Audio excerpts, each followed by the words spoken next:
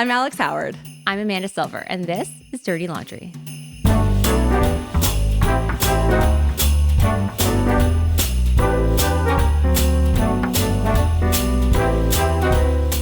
So we are in countdown mode to the holidays. Yes. And I am getting very excited.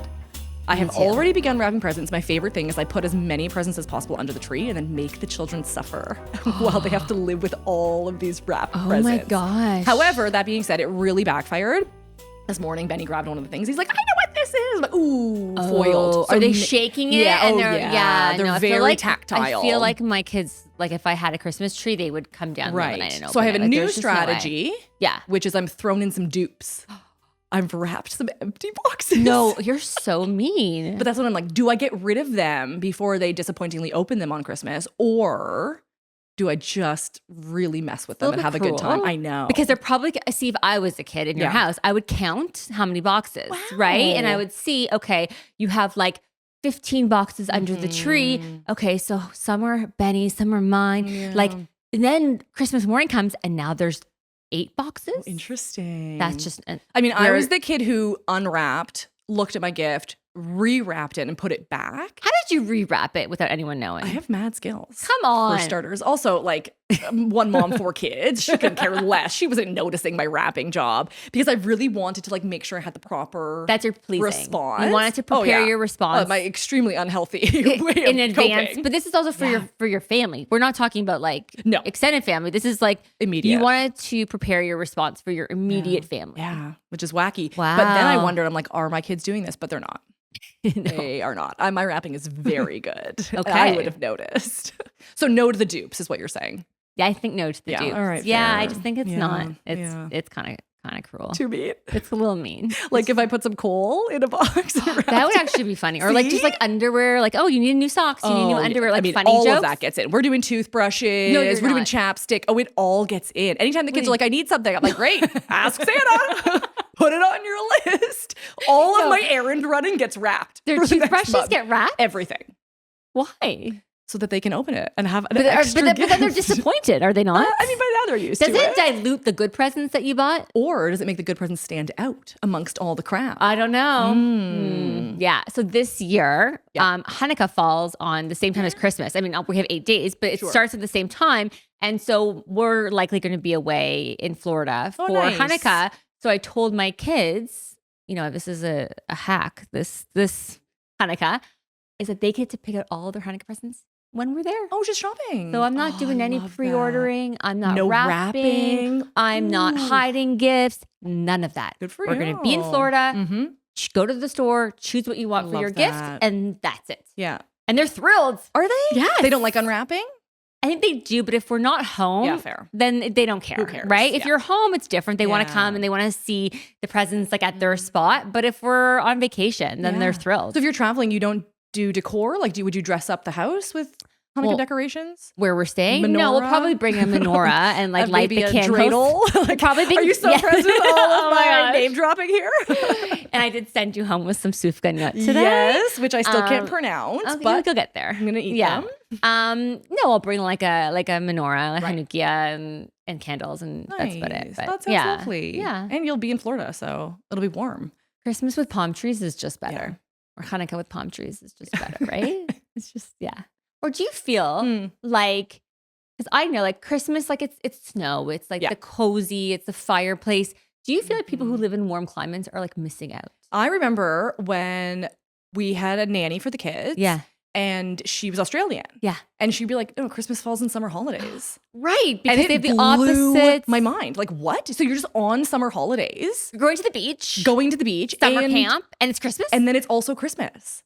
Oh, that's weird. Wow. And she'd be like, yeah, we would watch all of like the Hollywood movies. The snow and all of the like North American. And they'd be movies. like at the beach. Oh, that's strange. So, wow, my brain could not. No, I'm I far too trained for like East Coast snowy Christmas. Yeah. Even though the snow came and then already went, and I don't know. It'll if be you're gonna back. Get it. Okay, great. Don't worry. I like your The optimism. snow will be back. Okay, don't good. you worry. You're gonna have a white Christmas after all. Ooh, I like it. You heard it here first, people.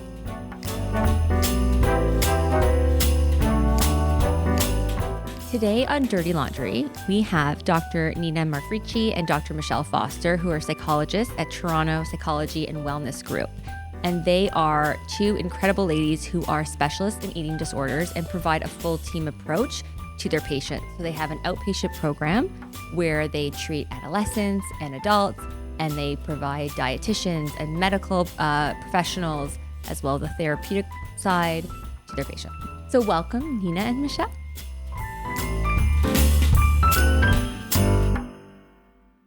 So we're super jazzed to know kind of a little bit about each of you. We always love to start our interviews that way, kind of what made you decide to get into this line of work, right? Not every young child is like, I want to help people with their mental health one day when I'm, grow up. So what was it for each of you? Michele, why don't you go first? When I was younger, I was actually like, I want to be like Jenny Jones and Ricky Lake. That was how it started for me. Then I thought, okay, I'm going to be a teacher. And, it just it morphed. And then we met in grad school and we both had interests in eating disorders. And I think, one of the things we often talk about is like how competitive that can be. Mm-hmm. And I think we found each other because we weren't competitive. We were quite supportive, and it just felt very comforting to, I think, both of us, and just kind of continued on that path. Very cool. Nina, what about you? Yeah, for me, it was in university. I was like gonna go into medicine 100%. And then I took psychology. I was at Queen's. I fell in love with it. I fell in love with abnormal psych. And I found my people there. I had a great supervisor in human sexuality, and she was amazing. I did my honors thesis under her. And then we found each other, as we said, in grad school at Oise U of T. And like, It is a bit of an anomaly because there's only usually like one spot for every sort of internship and practicum site. And so it's highly competitive, and like we just forged our way through together. We were like, we come as a pair. And so, and I remember like we started, one of our first placements was in sick kids in their eating disorders program. And that is where it sort of all took off. We studied under like the wonderful Dr. Neva Paran, she's retired now. She's an exceptional researcher and clinician at U of T, and she took us under her wing, and we were just completely enamored by the work and helping these kids and just really fascinated. I think also as like women, just going through your own life history experiences, living in your body, and it's a hard thing for women, for girls, and boys too these days. Yeah, there's so many weird societal pressures and expectations. And now with social media, it's like even more in your face. It doesn't seem to be an escape for these kids. At this time too, because there's so much really more now that, as you said, with social media, kids are on it. They see a lot of false presentations, right? That are, of reality. And there's also a lot more access to things now. Like I remember being in grade 9 and wearing like turtlenecks and overalls from Jacob. And it's like, I see these girls now and I'm like, oh my God. Like just like what they're wearing and what their makeup. I didn't know how to do my makeup until I was like in university. The blue eye. Did you ever see those reels of like, like adolescent teens then versus now, like then like the braces, the headgear, the things, and like the butterfly clips. And now they're like, they look like professional. It was a simpler time. And so I feel for these kids. They're growing up in a time where there's like a lens on them, a social media lens at all times. And they're open not only to comparisons, which we see all the time, comparisons with their peers in schools day to day, but then outside it on this whole big global sphere, right? It's crazy. And you can't get away from it, right? So like that was the thing for us. We would come home, we would not have our phones, we'd be on the computer or on the TV. Sometimes we'd play games on our computer, we'd run across the street to see our friends, whatever.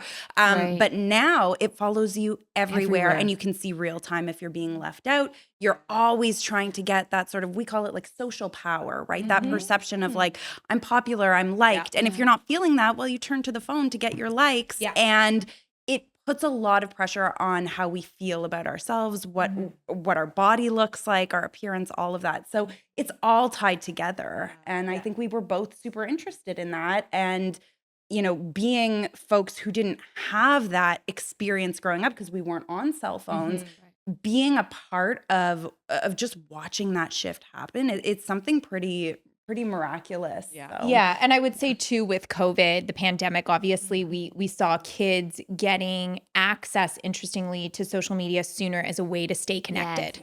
Yeah. So through schools, through online school, things like that, kids started to have more of that access. And so we did see, and I mean, I don't think there's been studies yet, but there's certainly a correlation between social media use, we know, and eating disorders. But the rise in eating disorder referrals into our clinic like skyrocketed during the pandemic. During the pandemic. Yeah, during the pandemic and thereafter. And that's when we started our multidisciplinary outpatient clinic for kids and teens and adults, because it basically grew naturally out of a need to try and support these people that couldn't get into hospital-based programs for up to 2 years. Oh, whoa. Yeah. And so we were seeing people coming in sicker than ever before, younger than ever before, typically patients that would never present to a private clinic because, they were too ill. Right. They're Yeah, too they're ill. too They far would be into it. admitted too far into it. And so Right. that's when we brought, pediatricians on board and nurse practitioners and we all worked together to sort of build this program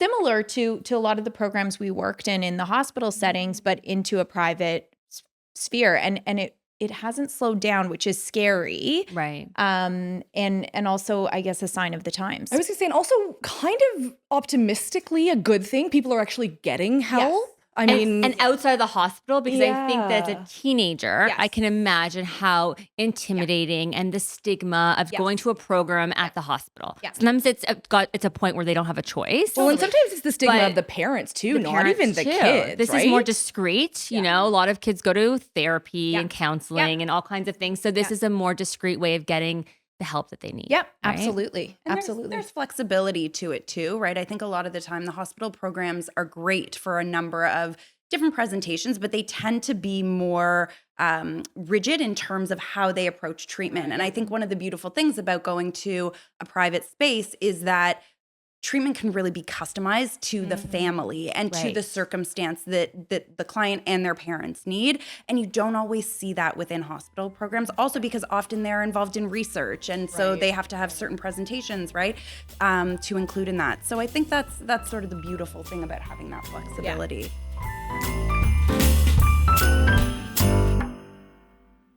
And what does that look like when a family comes into your office? Like, what is the process? They come in with a teen. Are they willing? Are they not willing? How do you get them on That's the big board? question. Like, Yeah. you can't get your teenager to do their homework. How on earth do you get them to go to a program when they really need it?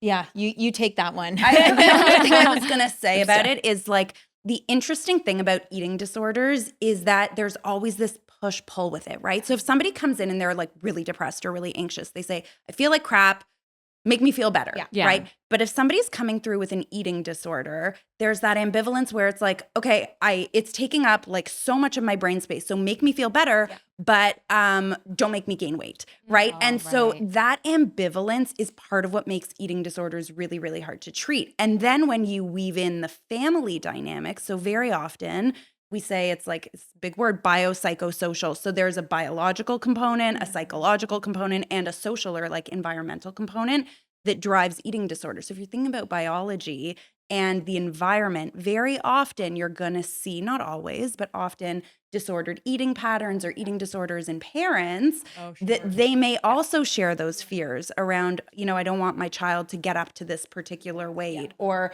some even mismatched ideas about what treatment should look like. So those I would say are kind of some of the primary barriers. What else would you add to that?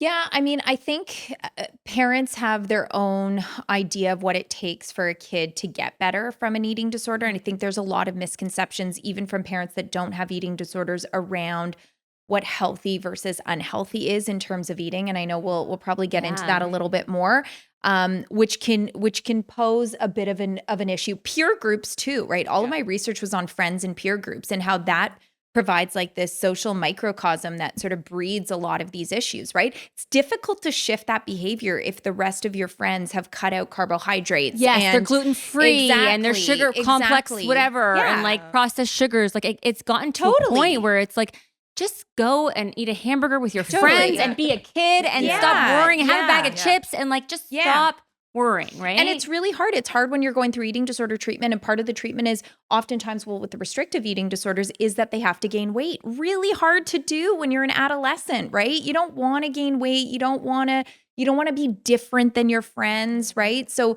we get a lot of pushback with that as well, which is, it's hard. It's hard for a teen. Yeah, and if you think about, what normal eating is, weight gain eating is a whole other ball game, right? So they have to eat more than just the baseline norm. They really have to increase it. So, there were times when we were working at the hospital, and I would say, not on an inpatient basis. So when you're with us, it looks a little bit different, a little more slow and steady. But in the hospital, it was common that kids would have to eat 2 hot dogs, a slice of cake, like 16 pierogies. 16, yeah. Oh my God. Yeah. And we would have to eat we'd too. be sitting there eating it with them. For me, it worked Licking our really butter well. out of the container.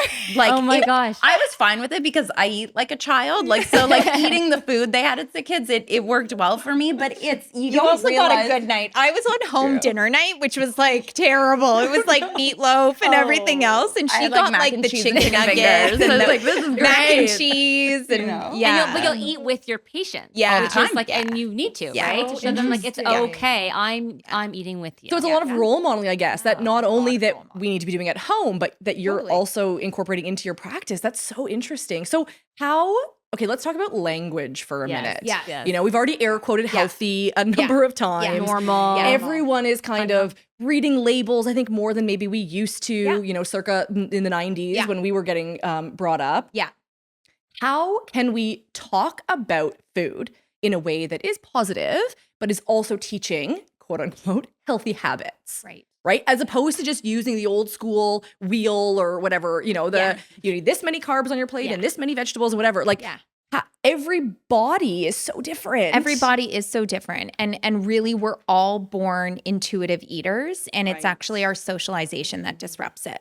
So when you think about infants, they cry when they're hungry. They stop when they're full. Right. That starts to become disrupted as kids become toddlers and there's rules or norms imposed upon them.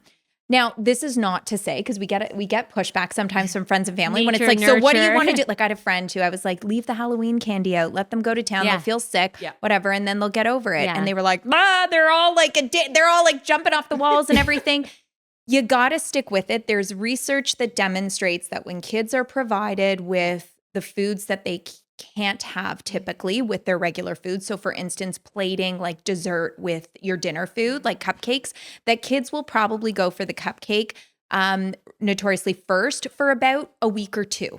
Right. And after that, they start to get a sense of, oh, that cupcake's always going to be there, or that dessert or whatever. I don't need to have this sort of starvation mentality of like, I didn't have to have it, right? Yeah. I mean, it's true for all of us, right? Somebody tells you can't have something, you want it more, right? Don't think of the pink elephant and everyone's imagining. It's so exactly. interesting. As you're talking, I'm thinking of my own childhood. Yeah. And I was raised with a junk cupboard, as we called it, right? Yes. And I have one too. Yes. And it's just like my friends would come over and they would like go straight to it, and it would like just indulge because they didn't have it at home. And I was like, oh, I don't even want that. Exactly. The cookies were always there. The chips were always there. The candy, all that stuff was there if I wanted the odd cookie, but I never felt like I was deprived and I needed to just get it all in. And so I think it's about absolutely. balance. I do the same at my home. And it's so interesting because my kids are naturally quite intuitive eaters. I mean, I have one that's more picky for sure, but has gone through sort of her ebbs and flows with it. But I can always tell the kids that are typically restricted at home because they know exactly where my cupboard is of snacks and they go to town on it. And it's hard because, I want to permit them to do that. But at the same time, their parents might have rules and regulations at home about those things. So the way that we talk to parents about it is at least ditch the dichotomous discourse around it. So instead of calling food good or bad, junk or healthy, food is food, right? There's some food that's more nutrient dense than other food. So for instance, having like chicken breast and broccoli and sweet potato is going to be really nutrient dense. Something like potato chips, less nutrient dense, but still fueling your body in a way, right? It's still potatoes and salt carbs and oil. that they It's need to get carbs through that their they need to day. get. Yeah. And it's doing something in your body as well, right? When we become scared of those things, that's when we see, the eating disorders that evolve into the overeating, binge eating. Always, any form of binge is preceded by a period of restriction, right? I mean, listen, we all have been on diets, let's be honest, in some phase in our life. And that's exactly what we do. I'm like, okay, my cheat day is Sunday. I'm just going to wait and then I'm going to eat that entire pizza followed by the whole, cake and whatever. Right. And then what? It never works, It right? It's never why works. diets never work. Diets never Any work. sort of diet, any fad, it never works because our bodies naturally, intuitively, eating is a physical and emotional process. So if we deprive ourselves of emotional process, so I always give the example of going out for dinner and looking at the dessert. Everyone's ordering dessert and you're like, oh, I've had a big dinner. I don't really want the chocolate cake, even though chocolate's my favorite. I'm going to have the mango sorbet. Right. So you have the mango sorbet and you eat it and you're like, you come home and you're like full physically, but emotionally you wanted the chocolate cake. So then you go into the cupboard and eat your chocolate bars. If you just had the chocolate cake at the beginning, right, you would have fed that physical and emotional hunger, which we all have. So teaching that to parents and to kids, teens, adults, so important.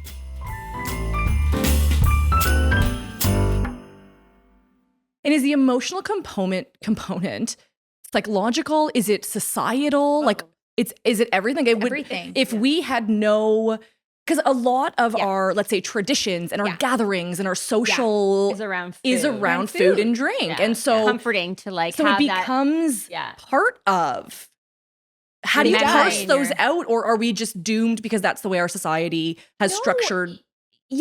No, I mean, in many ways, it's also, there's also a biological basis to it too, which our body actually craves things that are more high in sugar or high in salt, depending on whether we're limited in that. And then there's individual tastes and preferences. Right. Sure, and it also has to do, I think, with the psychological component around what you feel when you don't get to participate in certain things or if you're left out, right? So as an example, if you go and everybody's ordering dessert and you're like, I don't know, and you just have something small or a taste of somebody else's, you come home and you're not feeling your best, right? You didn't get to participate in the same way. So maybe you end up trying to self-soothe through some other means. And depending on your skills and your ability to regulate, that might be food that you turn to, right? So it has to do with both the biological hunger and that emotional hunger and how we kind of navigate it. Yeah, the biology stuff is so interesting. I've been seeing so many, memes and whatever reels on socials, and it's all about, we're hibernating for the winter, and everyone's like, packing it in. And I was like,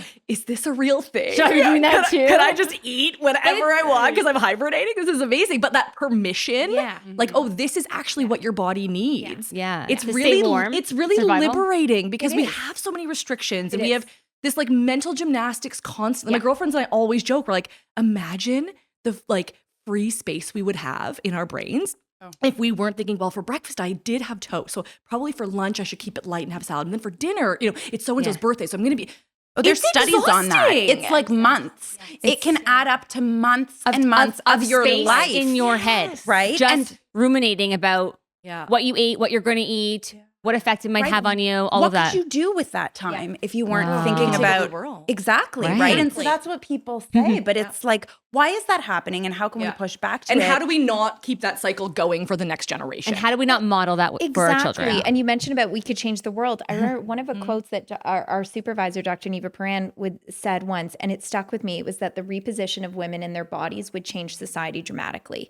Wow. Meaning that women's relationship with food, their bodies, the liberation from that society imposes on them. Imagine the empowerment women would have by not having that. And I have to disclaim too, it's not just women. I mean, we certainly see eating disorders more prevalent in men, boys, non-binary folks, trans folks. But that always stuck with me, that it's like we are so burdened by that as a generation of women. And that liberation of that is pretty incredible. And so it's amazing when you're working with people and you get to a point where they're like, I can eat intuitively. Wow. Yeah. The best when you get it in like a 55 or 65-year-old that is like, wow, what they've lived so physically and mentally restrained in their bodies for so long, right?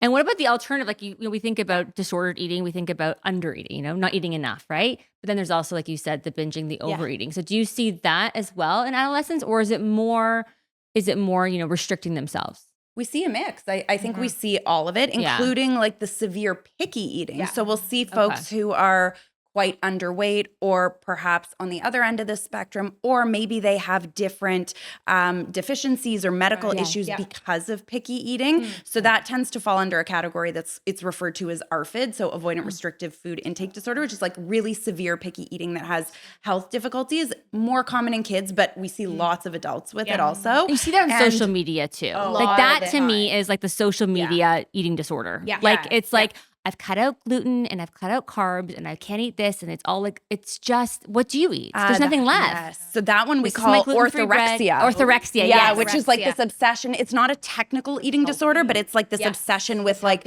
healthy eating, which kind of goes back to that question you were asking around like, you know, how do we label food and how do we talk about food? And I really remember the questions I asked. It's such an important question, right? And I really think that tends to come very much so from the media, or it's very connected to it, right? Because there's all these health halos around certain foods. And then what happens? We feel guilty eating certain things. Oh, I shouldn't have that. Okay. You know, and then go back and you eventually do because you're hungry physically, you're hungry emotionally. Right. So I think we see the whole spectrum of things, and there's sort of, you know, that differentiation when you think about when families come in, we have to assess, like, is this just sort of budding disordered eating? Like there's some restriction. Are they picky? Is it like they're struggling with something influences else? from something else? Right? Or is this truly an eating disorder? Right. And those differentiations determine kind of how we move forward. And No, go ahead. I was just going to say, in terms of what we do, obviously, you know, we're family mediators. We see a lot of different parenting styles, right? So we have parents who are, you know, in our office and they just can't agree on what school their kids are going to go to, or what extracurriculars they're going to go to, or how they're going to spend Christmas. But then you also have parents who have very different values with food. Yeah. Right? Because of their own childhood and their own weird upbringing of eating. Traumas and triggers and all those the things things. that they've been bringing to the table. And so you might see, like, I have clients who, mom's house, they're very restrictive and they can't have this and they can't have that. And then dad says, he's like, you can eat whatever you want. And it's really hard for them. Really hard. It's really hard. Effective eating disorder treatment, parents have to get on the same page. And it's hard. I mean, we in the hospital setting, we use an evidence-based treatment called family-based therapy. We use it a little less so in private practice, namely because just, you know, we have more time in private practice to be able to work with people for longer stretches, and we've seen some of the problems with family-based therapy too, where basically the therapy occurs between the caregivers and the child with the therapist who acts as a coach for the parents of how to feed their kid. So it doesn't matter if you're split up, if you're separated, divorced, if you have a blended family, all the parents come together for that.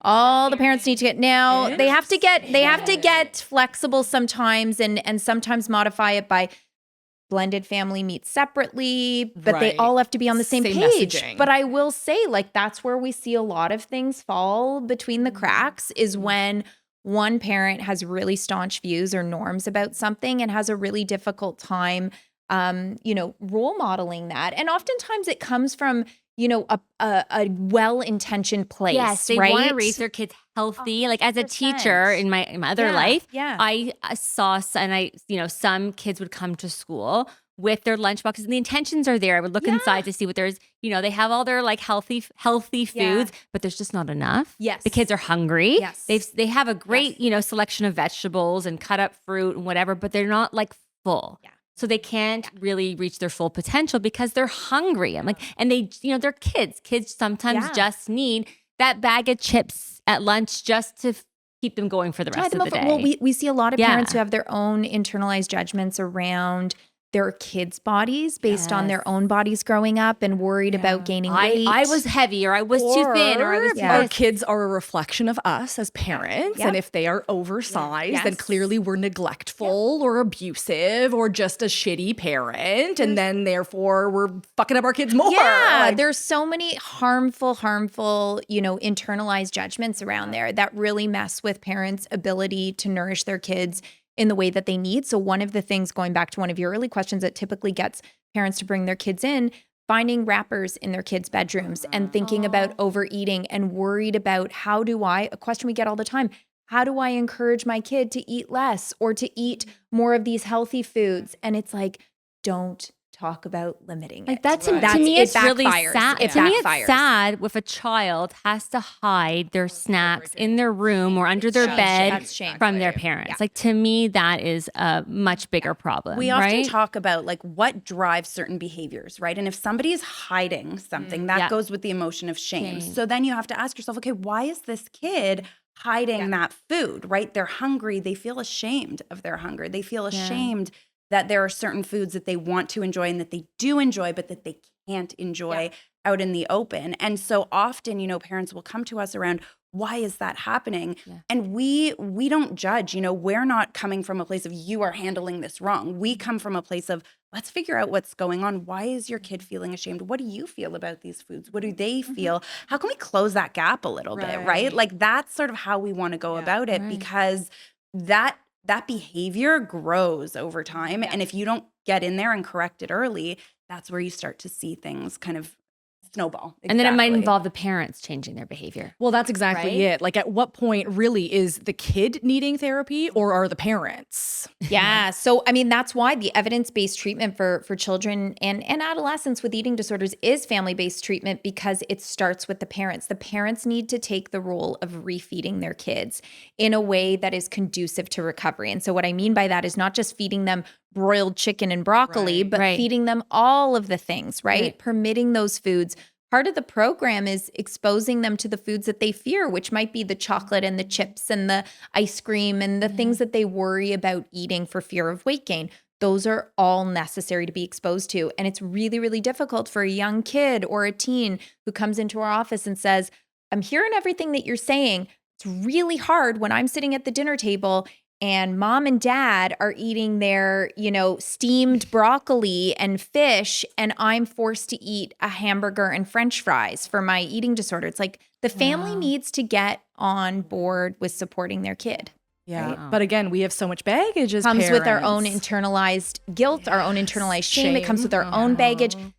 Majority of parents that come in for treatment with their kids with eating disorders are also in their own individualized parent support because of that. It's wonderful. Yeah. I think that's so important.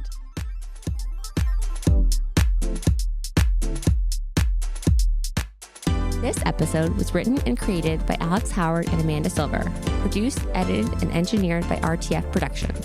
Make sure to rate and review our show if you loved it, and give us a follow on Apple Podcasts, Spotify, or wherever you stream your podcast to stay up to date on all upcoming episodes. Thanks for listening, and go easy on us. We're not your ex.